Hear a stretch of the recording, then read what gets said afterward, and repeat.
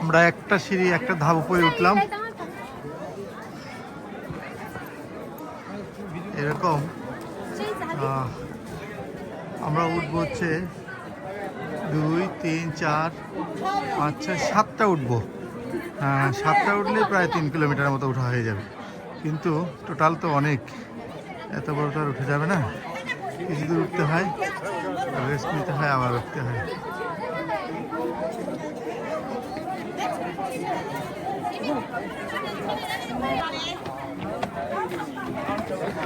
এই দুটা, একটা ঢুকা একটা বের হওয়া, এই যে ঢুকলাম,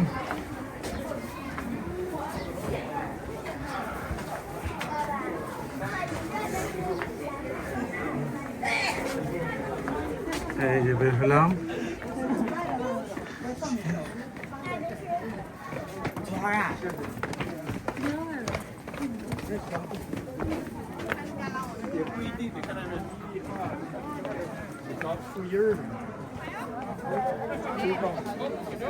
পৃথিবীর 7ম আশ্চর্যের একটা, চীনের গ্রেট ওয়াল।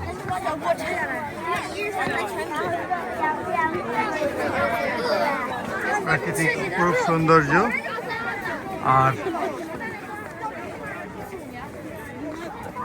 লাখো জনতার ভিড়ে মহান আল্লাহর কাছে লাখো কোটি শুকরিয়া, আল্লাহ আমাকে পৃথিবীর 7ম আশ্চর্যের আমার দেখা দ্বিতীয়টি আসার সৌভাগ্য দান করেছেন, এই জন্য শুকুর আলহামদুলিল্লাহ।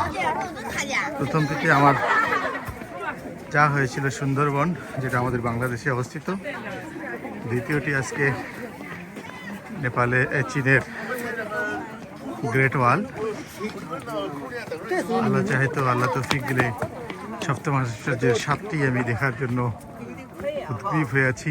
আল্লাহর কাছে প্রার্থনা করছি আল্লাহ যেন 7টি 7ম আশ্চর্য দেখার তৌফিক আমাকে দান করেন, আল্লাহুম্মা আমিন।